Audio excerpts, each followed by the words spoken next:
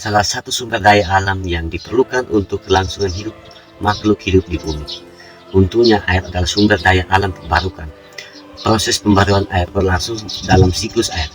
Siklus hidrologi atau siklus air adalah siklus air yang tidak berkesudahan dari atmosfer ke bumi dan kembali lagi ke atmosfer.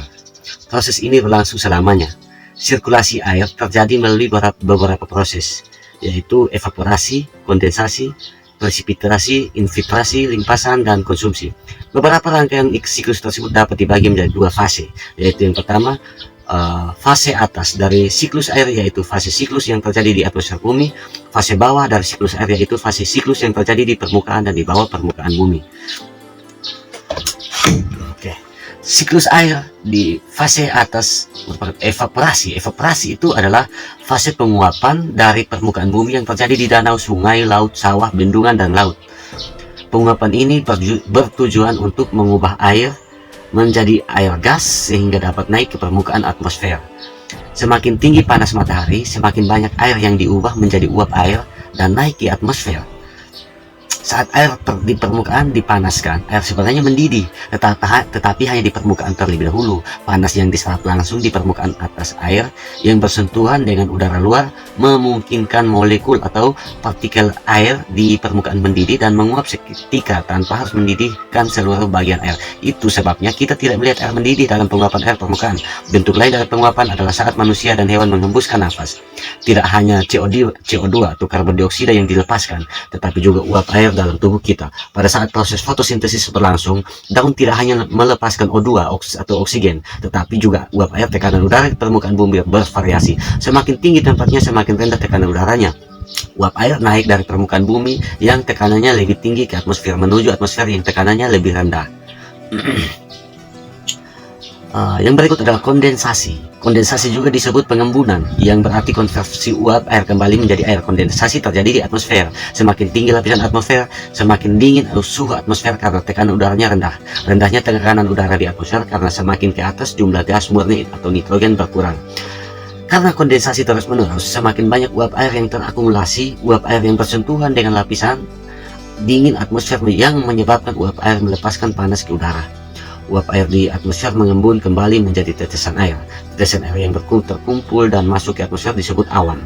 Awan yang dimaksud adalah awan air, yaitu awan yang hanya terdiri dari partikel cair. Karena gravitasi bumi yang lemah, awan dapat tetap berada di atmosfer. Jika awan terkena sinar matahari yang kuat, awan menguap kembali menjadi uap air. Namun karena tekanannya yang rendah dan udara yang dingin, uap air tersebut kembali menjadi awan. Inilah mengapa untuk awan tampak berubah. Sinar matahari yang cerah masih bisa menembus awan. Awan memantulkan sebagian besar cahaya yang mereka terima. Saat mata kita menerima cahaya langsung yang memantulkan awan, kita melihat awan putih. Semakin banyak tetesan air terbentuk, semakin sulit bagi cahaya untuk menembus awan. Saat awan menjadi sangat pekat, sangat sedikit cahaya yang menembus awan. Sebagian besar cahaya dipantulkan kembali, sehingga kita yang dapat melihat di bawah awan hanya melihat warna gelap. Selain itu, ada juga kabut yang biasa terjadi di pegunungan dan daratan tinggi. Kabut adalah embun yang sangat tipis yang menggantung di udara dekat tanah. Kabut adalah kondensasi yang terbentuk di bagian bawah atmosfer. Uap air mengembun akibat kontak mendadak dengan udara dingin di dekat permukaan bumi sebelum mencapai atmosfer bagian atas. Presipitasi. Presipitasi itu disebut sebagai hujan dan tetesan air serta kristal salju jatuh dan dari atmosfer ke permukaan bumi.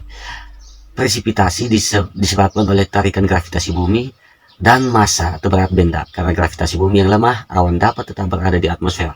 Namun seiring berlanjutnya proses kondensasi, semakin besar awan, semakin besar atau berat massa awan tersebut. Ini menjaga atmosfer menahan awan. Ini terkait dengan pergerakan angin atmosfer yang cukup kuat untuk menggerakkan awan. Akibatnya air jatuh ke tanah dalam bentuk tetesan yang dikenal sebagai hujan. Infiltrasi. Infiltrasi adalah proses di mana air hujan meresap ke dalam tanah dan membentuk cadangan air di tanah. Infiltrasi dapat disebabkan oleh beberapa faktor.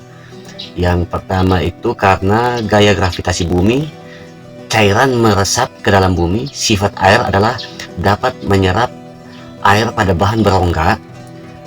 Tanah berongga tergantung jenis tanahnya adalah tanah gembur, tanah berpasir, dan tanah liat. Setiap tanah memiliki daya serap yang berbeda. Infiltrasi dibagi menjadi dua jenis, infiltrasi dangkal dan infiltrasi dalam. Infiltrasi dangkal terjadi pada lapisan akar tanah. Lapisan akar tanah adalah lapisan atas tanah yang penuh dengan akar tanaman. Air yang menembus lapisan ini kemudian diserap tanaman melalui akarnya. Infiltrasi dalam terjadi pada lapisan tanah di antara rongga batuan bawah di antara rongga batuan bawah tanah.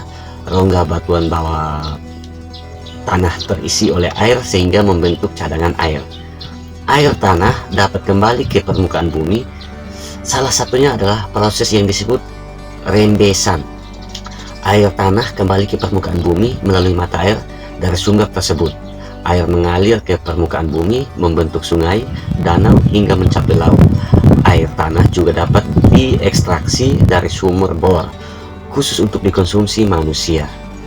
Sumur bor adalah sumber yang terbuat dari pipa yang dibenamkan sangat dalam ke sumber cadangan air tanah. Selanjutnya adalah limpasan. Limpasan sendiri merupakan proses di mana air mengalir di atas permukaan bumi. Arus dapat mengalir ke hulu melalui sungai, melalui danau, telaga, rawa, hilir, sungai, dan muara, dan berakhir di laut. Limpasan dapat terjadi karena beberapa faktor. Pertama, sifat airnya bisa mengalir. Yang kedua, gravitasi bumi yang menyebabkan air selalu mengalir dari tempat yang lebih tinggi ke tempat yang lebih rendah. Ketiga, tanah jenuh. Tanah jenuh adalah tanah yang tidak mampu menyerap air. Ini karena tanahnya sudah basah, memiliki kandungan air yang tinggi, dan rongga yang sangat sedikit memiliki rongga, misalnya tanah liat.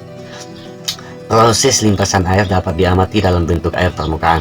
Air permukaan dapat menguap kembali selama proses penguapan setelah terpapar panas matahari. Limpasan juga bermanfaat sebagai asupan air bagi makhluk hidup, di mana konsumsi dalam fase ini adalah keadaan di mana makhluk hidup baik manusia maupun hewan dan tumbuhan menggunakan air. Konsumsi manusia tidak hanya untuk minum atau makan atau masak, tetapi dikonsumsi sehubungan dengan aktivitas manusia seperti mencuci dan industri. Air yang dikonsumsi oleh manusia dan hewan serta diserap oleh tumbuhan menguap kembali melalui proses yang disebut evapotranspirasi. Pada saat yang sama, air yang digunakan untuk aktivitas manusia seperti mencuci kembali ke aliran sungai dan menjadi limpasan. Kira-kira begitu. Mungkin kita akan membahasnya lebih jauh, akan tetapi mari kita mencari tahu lebih jauh dari sumber manapun. Ayo belajar. Mungkin ke depan kita akan membahas mengenai sampah, bahaya sampah bagi anak cucu kita.